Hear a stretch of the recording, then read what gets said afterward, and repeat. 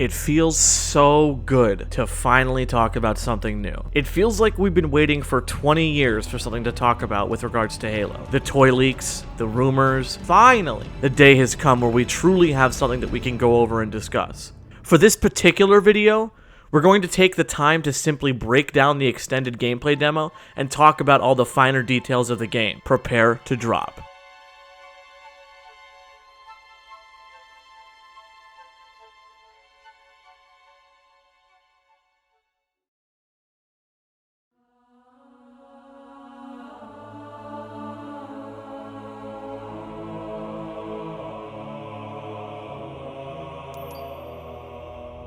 Am I dead already?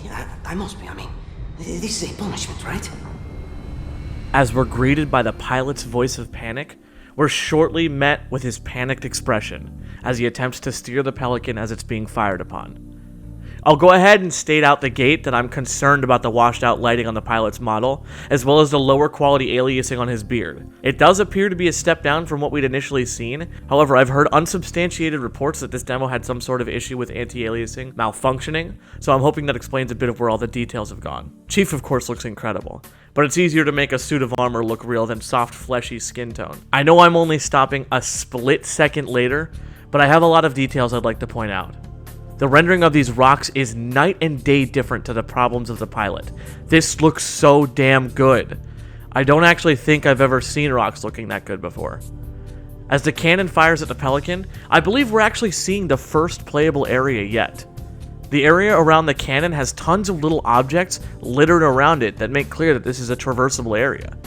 We've got banished cover, we've got a little building here, and this steep hill that wraps around this mountain is almost certainly an area that we can explore. Now, we're running rather early into something I find to be a kind of uninteresting artistic design. I don't particularly hate all of these pylons standing around, but the frequency that we see them is rather cumbersome. I'm not really sure if these are designed to limit the amount of geometric objects being rendered in, or perhaps to simplify the environment to preserve performance, but I definitely prefer to see it used in moderation to a much larger extent. Look at that beautiful beam emitter.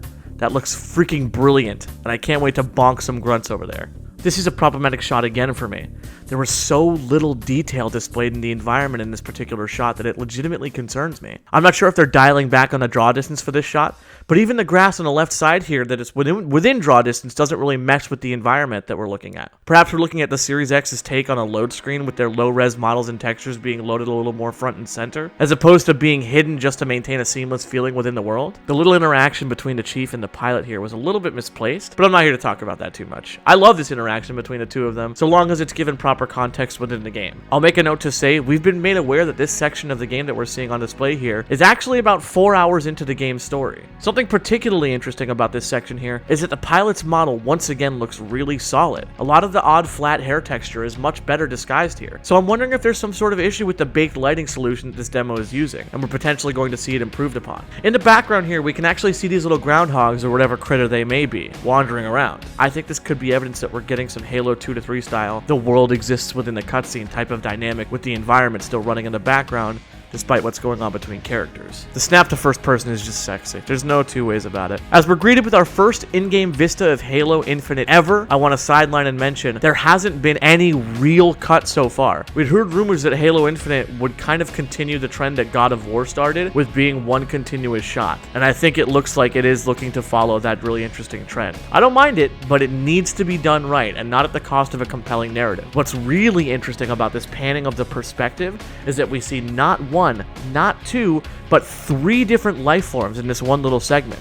We see those little groundhogs, we see these dragonflies or whatever they may be, as well as these birds flying by in a really dynamic flock. Is that a drop pod? It would make perfect sense. As we're adjusting our fire to these grunts over here, I'm wondering why this assault rifle looks so damn flat. The model looks solid in terms of how polished off and real it appears to be, but there's no blemishes, no imperfections, nothing of the sort. So this is kind of the beginning of a pattern that we're going to notice a little bit more. While we're at it, are those tree trunk textures not even loaded in yet? I wonder what the story is there. Blood is back, baby! You'll love to see it. It's got that beautiful popping combat evolved appearance to it. The only real problem with it is that it doesn't appear to display on the environment. Come on, guys. Blood is my paintbrush! That was a bit sadistic. Moving on. Just a second later here, a very large problem becomes prevalent. These rock walls and textures are so bare bones and lack detail. This is really kind of shocking to look at for a game that's very likely to release within 4 months. I really hope that there's a simple explanation for the low fidelity objects and details. Now what's odd is how this wreckage of whatever UNSC ship this is and how truly good it looks compared to the mountains to the side. It's really jarring, and I can't imagine that a lot of the world detail that we're seeing is really meant to look as it appears here. It'd be nuts if it were the case. We're greeted with another gorgeous sweeping shot as this banished phantom hovers by, and we're again greeted with these hexagonal metallic pylons. They're all over the place. Could this maybe just be a particularly destroyed area, and these pylons are how a ring's destruction appears? I certainly hope so. Side note, I want to get on top of this cliff edge and jump into the abyss below, and there's nothing you can do to stop me. As the sunlight reflects on the assault rifle here, we can now see that this weapon does actually have some detail. It just is almost completely without any sort of blemishes, cuts, or anything of the sort. We need our weapons to be a little dirty. Sprint is back, but I want to state that this really seems like a significant nerf to it. It hardly seems to provide much speed. This is a really smart compromise for the people that absolutely need to see it in the game. You now have the ability to do so, but the animation of coming in and out of it is punishment enough to really de-incentivize the use of it to the point that you'll really mainly just want to avoid it mostly. However, I'll point out that later on in this video, he does sprint again, and essentially instantly after getting out of sprint, his reticle is visible again. So even with sprint, there's almost no loss of agency. This is a really clever compromise on the sprint's effect on map and world design. Now I'll make a note to mention this as I'd gone over with my good friend and moderator on our Discord, Reed. It looks as if the Warthog leaves tire tracks here, which had gotten me excited at the idea of there being really nice physics simulation in the game.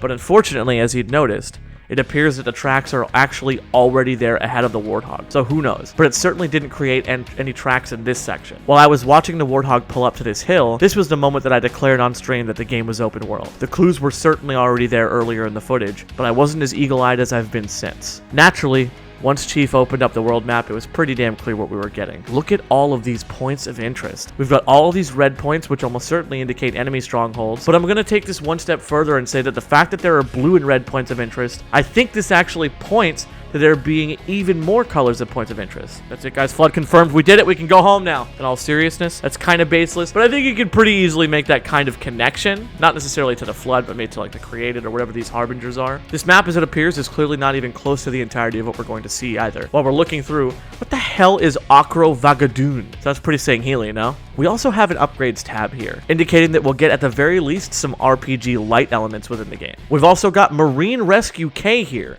following the trend of the initial trailer showing that gameplay loop that we could expect. Now that we're looking under the microscope at this particular point of interest, we've got what appears to be some XP, or given the image they're using, I'm going to predict the future and say they're going to call it either merit points or rank points. We've got the classic looking difficulty selection, which according to 343 Industries can actually be adjusted from the main menu of the game at any point in time. I don't remember exactly, but I don't think switching difficulties would stop your progress. This is an open worlded experience, and that would be a rather large slap in the face to open design philosophy. We've got this odd looking tower type of thing. I assume that's a stronghold here, and that these are essentially bonus challenges or something that maybe award you more merit points. Yes, I'm rolling with that, depending on how many bonus objectives you complete. I've got no clue what this other image is here. I almost want to say that's some sort of drop pod, so perhaps investigating drop pods is like a rewarding thing. This would be a smart world building vehicle, finding these and sort of piecing together what may have happened to the Marine/ODST, etc. that were inside. Oh, and last but not least, there's that sexy beam emitter once again. Look at you, you dirty girl. You sexy... Is the mic still on? Son of a... Continuing the footage, the Chief begins to roll down this hill, and look how beautifully the dust and mud kicks up behind the wheels, and the way the grass flies past our perspective. Maybe this is nothing new, but looking at things under this much of a microscope is new for me, damn it. As the Warthog blasts off this cliff edge, I gotta say, I live for these types of moments. And somehow I feel 343 knows that. The particle effects from the plasma pistol just slapping the Warthog here looks so good. Look how well textured these birds are. They don't need to look that good, but they do anyway. I see you, 343. I see you, Frankie. Keep shaking that money maker. There's something just so nice about the way the shocks in the Warthog absorb all of that inertia. I do want to point out here, the Warthog does appear to leave tracks behind here, as you can see evidenced by there not being tracks directly where the Warthog is traveling, and then suddenly being there as it travels beyond it. This freaking plasma explosion is simultaneously the most Halo Combat Evolved looking thing I've ever seen, and the most pretty and interesting thing I've ever seen. The way this grunt explodes, again, just bellissimo. Look at this elite fire on Chief here. This is actually when I first took into consideration that every weapon being fired seems to be projectile based. This is so damn sexy that I just can't get over it. I'm so appreciative of this decision from a gameplay standpoint. Halo is meant to be slower as a shooter, and this does a lot to make sure that it kind of slows down in comparison to near Call of Duty levels of speed in Halo 5. We've got a very nice look at this elite here as he's getting laid into by the Chief. He's looking as classic as modern graphics can have him look without it looking ridiculous. I'll say that the lighting is very flat on him and a bit underwhelming, however. I appreciate the design, but the way the lighting seems to just be absent from his design definitely leaves something to be desired. Now, I'd like to take a note of something here. As Chief picks up this new weapon, I've heard a lot of criticism of this weapon as being rather militaristic and generic. While I don't think that's necessarily the most dramatically unique and does look like it would fit in Titanfall, I don't mind the design of it. But another thing to note about this weapon is yet another trend I've seen indicated that this weapon essentially just reaffirms. These weapons are given their Call of Duty styled official name, instead of just a nickname or a basic name. This was concerning to some people, but if anything, I think it indicates that there are simply just different versions of every gun. Could it be that calling it the VK-78 Commando distinguishes that there are other variants of this particular weapon? Maybe there's one with straight iron sights, or a BR-esque scope? It's consistently noted that a lot of these weapons have names such as these. Watching these brute drop pods come down is just badass. No two ways about it. Something I want to mention that I haven't seen anyone else actually noticing is that as this fight carries on, these drop pods begin to glow red, and instead of just sort of despawning, they seem to actually explode. Kind of cool, honestly. Brutes like landing in style. Something really cool about this brute encounter is actually that as Chief fires at them, their armor dynamically kind of chips away pieces, leaving vulnerabilities. Now, as Craig goes in for the kill on Chief here, Chief shoots him in the foot, causing him to actually trip up and stumble. Now we get to see the wonderful drop wall. I don't really have anything crazy to say about it. It's super neat how it's a one-way protective shield. Could really mix up some interactions. It actually sort of feels like a logical progression of the bubble shield from Halo 3. Pretty cool. Grapple hook. I love this so much. Seeing Chief attach like that and combine the hook with the spike is so cool. It looks like you're actually still able to completely control your character, as evidenced by Chief giving our little pal here a spiky friend. Another cool tidbit. It appears that either this weapon got stuck in the brute's body, or when enemies have weapons equipped, they actually stay attached to their bodies. Really interesting. Now, this reveal of the environment is excellent. Met with a brilliant score to match, the gameplay met with the music here and the environment really looking pretty good. I feel this is a pretty great showing. There's some visible pop-in, and the most obvious case is the fog by the Palace of Pleasure here. I won't call it Palace of Pain because we don't know that it's it yet. What the music screams here is subtlety. It puts an additional layer on the experience that encapsulates what you're feeling in the moment.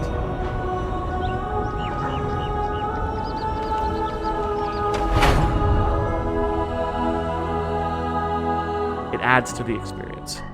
As Chief starts firing on this Jackal here, I find it really interesting the way that he takes getting hit.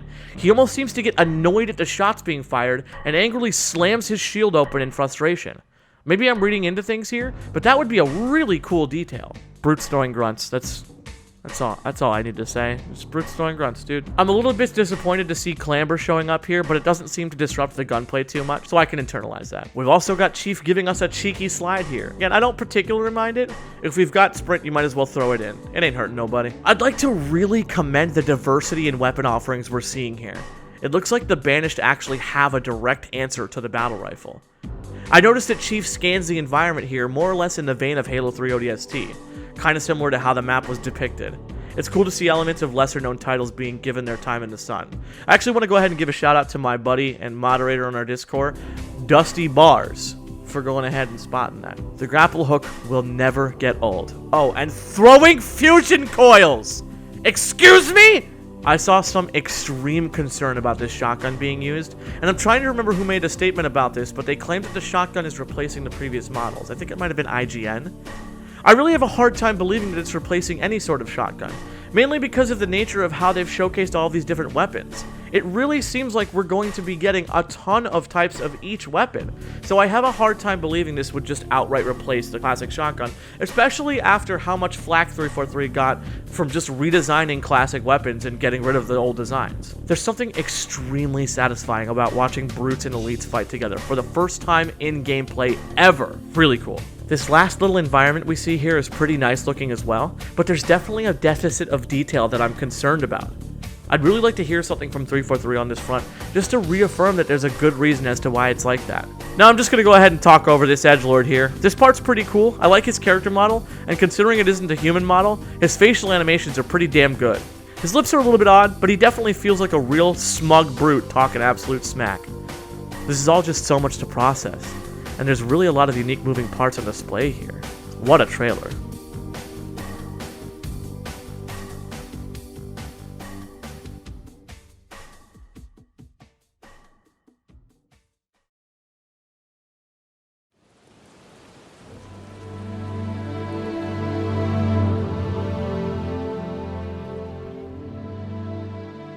There's just so much to process in this reveal here. So many questions have finally been answered, but of course naturally that means so many more questions have to be asked. I was really impressed with this showing in all honesty. There's legitimate issues with some of the textures looking really weak, but I really can't rationalize that being the intended experience. There must be a reason for this looking the way it is, and I truly hope it isn't some bad development issues. I really want to play this game in November, but this doesn't look like a game that I should be playing that soon.